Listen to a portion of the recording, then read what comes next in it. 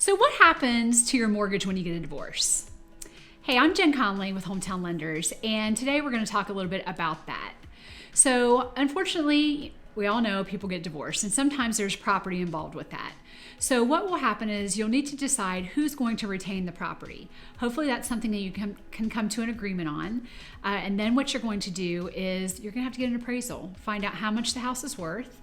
You're going to get a payoff to see how much you owe on it. And then that equity will be decided by the judge of what happens to it.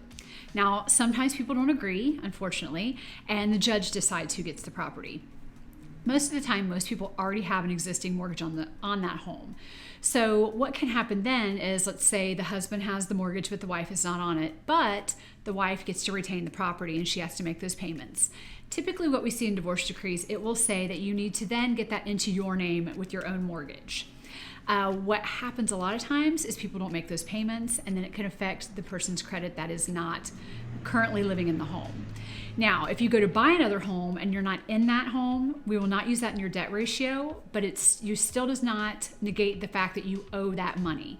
So a divorce decree does not supersede the note or the contract for the home that you currently own.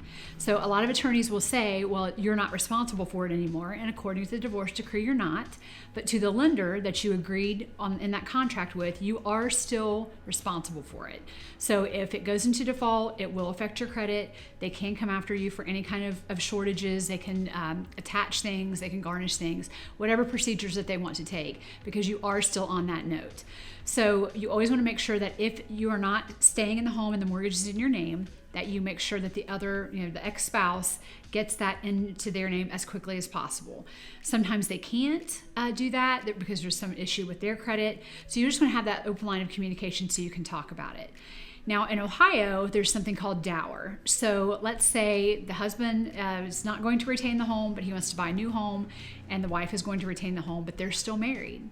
So in Ohio, before that divorce decree is final, the spouse has to sign dower rights. And what that does is it pledges their interest in the property toward the mortgage.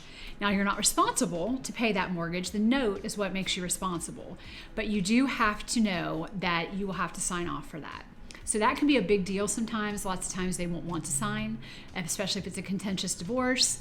It can really cause some problems for people. So if you can wait until you're divorced, sometimes that's better depending on the situation you're in.